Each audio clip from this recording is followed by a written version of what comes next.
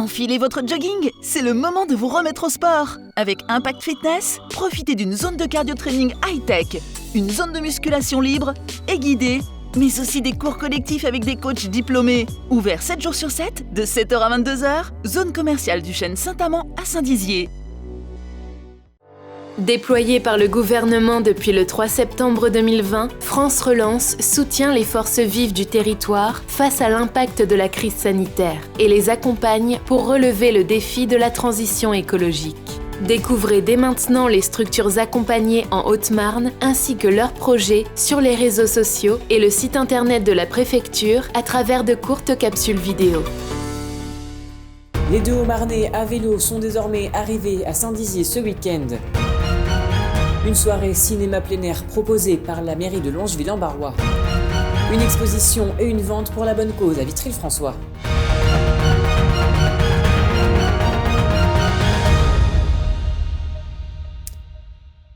Bonsoir à tous, bienvenue dans votre journal week-end du dimanche 5 septembre 2021.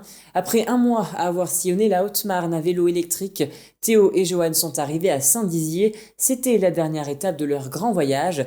Durant cette journée, ils ont eu le droit à une visite guidée par le maire de la ville, Quentin Brière, ainsi que des élus locaux. La journée a commencé au Petit Paris, puis s'est poursuivie dans les principaux lieux de la ville, comme le centre-ville, la Tour Micot, les Fuseaux, le parc du Jard, le Pump Track. Et la visite s'est achevée avec un détour par Associativa, où ils ont pu rencontrer le champion olympique Axel Clerget. Et on les écoute tout de suite au micro de Lina Tran. Quelle fin, on est ravis d'être ici. Moi je viens de Langres, Johan à côté de Bourmont, et c'est vrai qu'on connaît pas spécialement Saint-Dizier. Et là on est vraiment ravis. Il y a des projets à court, à moyen, à long terme, et c'est vraiment tout. On pense que c'est vraiment la clé et que ça va dans le bon sens en tout cas. Donc on est ravis de passer cette dernière étape au bout de 1000 km et un mois à Saint-Dizier. Je crois que toute la Haute-Marne est irriguée par un sentiment assez positif. Et puis là, en arrivant dans le Nord, c'était la surprise parce qu'on ne connaissait pas du tout le Nord. Depuis 10 jours environ, on nous dit qu'il faut aller à Saint-Dizier parce que Saint-Dizier, ça bouge. Et puis, comme dirait Monsieur le maire, effectivement, ça pulse. On se rend compte que Saint-Dizier est moteur du Nord.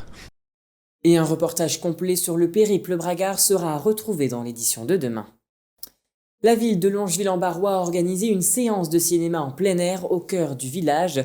Le cinéma en plein air est d'ailleurs un incontournable de la période estivale. Culturel et populaire, il réunit petits et grands. L'objectif ici était de récolter des fonds pour les associations du village. Un reportage de Thibaut Combe. Ce samedi 28 août, un événement assez particulier a eu lieu à Longeville-en-Barrois. La ville a décidé de faire appel à la structure Cravelor qui met en place des actions culturelles dans la région, principalement basées sur le cinéma. Ce week-end, une séance de cinéma en plein air a été proposée. On est passé par le Cravelor, qui travaille avec la Ligue de l'enseignement, qui est basée sur Metz. Et donc ils nous ont proposé une séance de cinéma en plein air avec un écran géant de 10 par 6 et puis de venir à disposition sur place pour monter cet écran et s'occuper un peu de tout. Donc on est 4 projectionnistes avec du matériel et une voiture et on se balade on va dire dans les 4 départements lorrains et on fait des projections de cinéma toute l'année et puis ponctuellement des manifestations comme les séances de cinéma en plein air. Cette séance révèle aussi l'importance de la vie associative de la ville. En effet, 2 associations meusiennes se sont jointes au projet et ont aidé à l'organisation pour récolter des fonds et se faire connaître des visiteurs. Le maire nous avait réunis il y a quelque temps pour toutes les associations du village pour participer à des actions sur la commune. Voilà, donc il n'y a pas de raison que les chasseurs ne participent pas comme les autres associations. Et voilà, donc aujourd'hui on nous a demandé si on pouvait participer à la soirée cinéma et on a accepté bien volontiers. L'association Les Amis de l'Église était elle aussi présente. Son objectif lors de cette soirée, récolter des fonds et faire de la communication pour son projet de rénovation de l'église de Longeville-en-Barrois. Nous cherchons à nous faire connaître des habitants et même plus largement des gens de la région, en espérant recueillir des dons. L'aspect associatif a donc eu une place importante lors de cet événement. L'objectif était de proposer une séance originale, mais aussi de montrer aux gens les différents projets annexes soutenus par les 2 associations. Pour l'ambiance sympa avec les copains. Puis je l'ai jamais vu. Le film est bien et Puis c'est une première, donc fallait tester. C'est une animation dans le village, donc voilà. L'aspect associatif a donc eu une place importante lors de cet événement. L'objectif était de proposer une séance originale, mais aussi de montrer aux gens les différents projets annexes soutenus par les deux associations. Et passons à présent au chiffre du jour qui est de 50. En effet, le pass sport mis en place par le gouvernement est une aide de 50 € pour tous les jeunes dont les parents reçoivent l'allocation de rentrée scolaire. Ils pourront ainsi aller dans les clubs et auront une déduction immédiate de 50 € pour leur inscription. De l'art, à présent, Isabelle Pétini, alias Pi, expose une quinzaine de ses œuvres au bureau d'information touristique de Vitry-le-François. L'artiste vitriate dévoile aux heures d'ouverture de l'établissement des peintures figuratives, portraits, paysages et représentations animalières y sont donc exposés. Un reportage d'Elsa Druillet. Dans l'office du tourisme de Vitry-le-François, une exposition se révèle au public. Des personnages mystérieux se mêlent à des décors de cartes postales, aux allures à la fois familières et étranges. C'est l'artiste Isabelle Pétini, alias Pi, qui expose dans cette salle. Autodidacte, elle tire ses peintures des images qu'elle a accumulées pour en tirer une interprétation particulière. Donc ce tableau, je suis partie de plusieurs photos. Le fond, c'est un paysage de Toscane. Et le personnage qui est en avant, c'est tout simplement une photo qui était dans un magazine d'une publicité. Et je sais pas, quand j'ai associé les deux comme ça dans ma tête, ça prenait du sens. J'ai essayé de retranscrire une atmosphère un petit peu de mystère.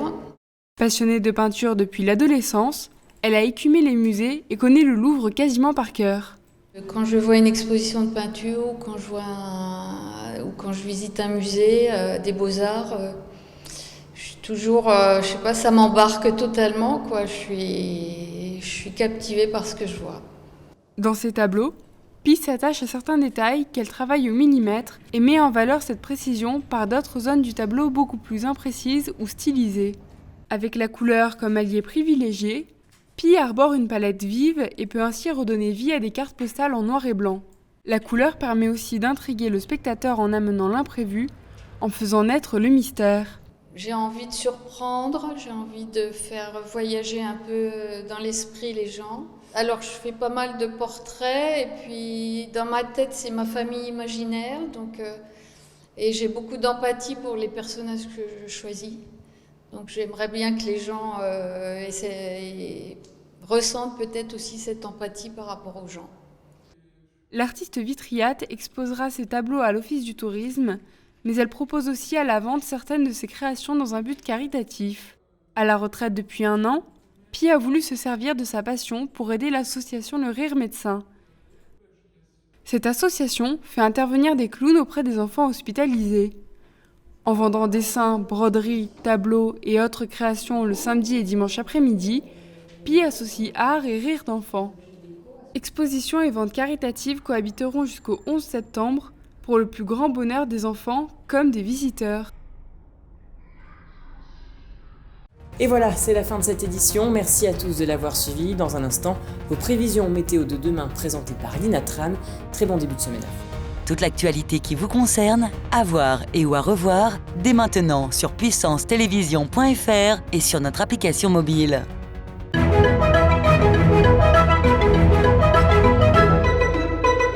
Bonsoir à toutes et à tous.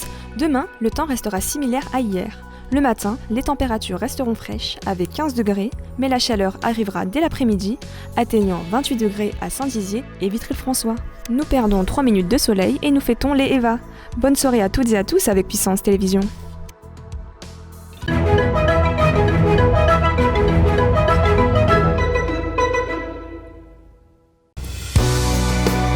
Évadez-vous cet été en regardant la météo des plages sur Puissance Télévision avec le lac du Der. Le lac du Der, la mer en Champagne.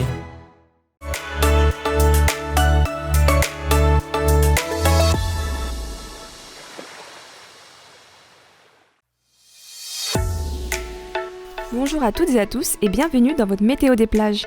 Dans le nord du lac du Der, dans la Marne, les températures seront les plus élevées avec 29 degrés. Un temps ensoleillé est donc attendu toute la journée sur les plages de Larzicourt, Nuisemont, Lac-en-Nez du Der et des sources du lac. Dans le sud, du côté des plages de Giffaumont et de Champaubert, les conditions seront similaires avec une eau à 21 degrés et un indice UV de 5.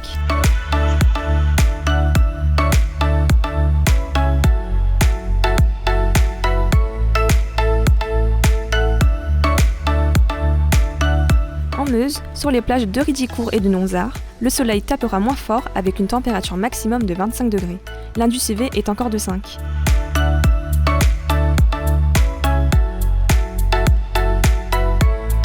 Dans l'Aube, au lac d'Orient, le soleil sera aussi au rendez-vous avec une température extérieure de 28 degrés. L'eau sera aussi de 21 degrés avec un indice UV de 5.